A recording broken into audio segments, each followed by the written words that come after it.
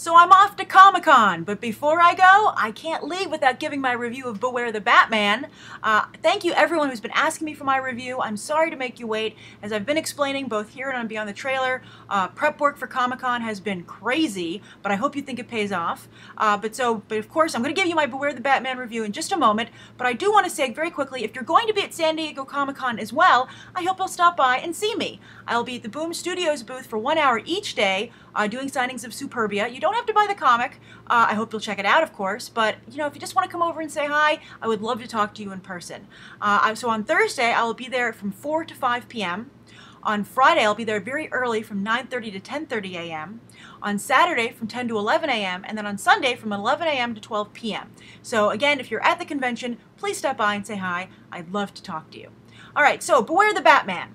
As you know, I had some hopes, from the teaser. I thought it looked okay. I thought it looked pretty good. I liked some of the stylistic choices they made.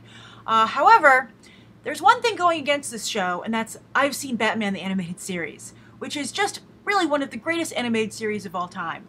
It's so sophisticated, it works on so many different levels, and it just really took its time. I think that it still is the gold standard for these kind of shows. And it's a little unfortunate that show has been off the air for so long, and I think that the last time anything was even close was, the same team with their, the Justice League animated series, which I think was very good, but still nothing is as good as Batman the Animated Series. Just really stellar work. Everything I don't think they put out a bad episode. So what I said that was a very sophisticated show, and that's one of my main problems with Beware the Batman. I don't think it's very sophisticated. I don't think it's visually sophisticated. It really bugs me the lack of detail in the animation in the background. Everything is just so smooth, unless it's like a pivotal character or piece. That really annoys me. There's not even like extras or stuff like that. I just don't like that at all. And then also I thought the storylines were very, at least this first episode, the story was very unsophisticated.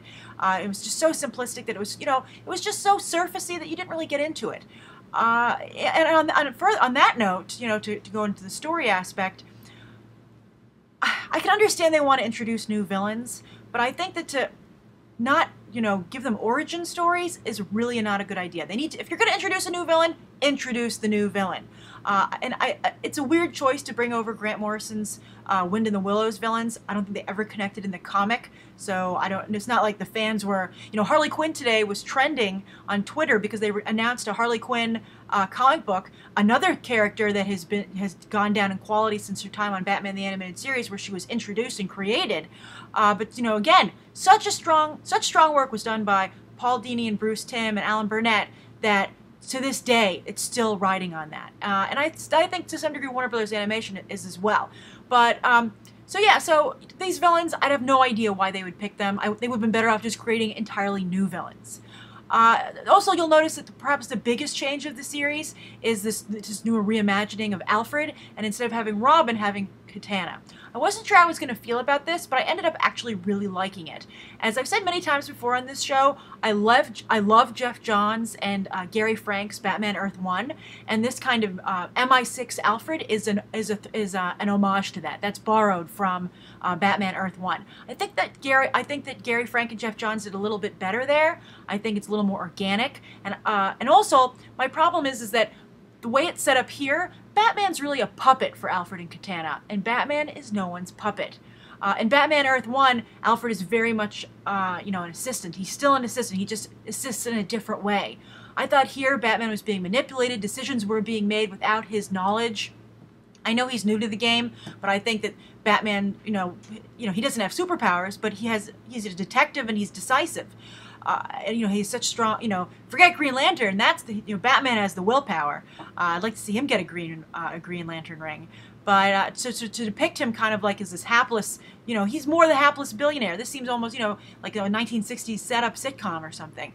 So I was disappointed in the way Batman was portrayed. But I did like the way Katana and Alfred were used. And I would almost say, get rid of Batman and just have an Alfred and Katana series. I would be more interested in that from what I've seen here. So that's my thoughts. I stopped watching Clone Wars, the Star Wars Clone Wars animated series. I know that someone pointed out, and I agree that the success of that show is why Cartoon Network continues to use this style of animation, even though it was not successful with Green Lantern. And I don't think it's going to be successful here. Will I continue to watch Beware the Batman? Yeah, I'll keep checking in on it. I'll go onto my, on-demand channel and I'll maybe watch a couple episodes in a row. But I think that still, Warner Brothers Animation and also Marvel Studios Animation, neither company has yet to provide appointment television viewing when it comes to animated series, quite like The Legend of Korra. And as I said, Batman the Animated Series. And we'll see. I mean, I wonder for how much longer Warner Brothers can trade off of Batman the Animated Series. Their time must be running out, I would think, eventually. I just don't know. And they have, also, interestingly, those creative people from the original series are still involved at Warner Brothers Animation, even to some capacity. So I don't understand why they haven't been able to maintain the level of quality.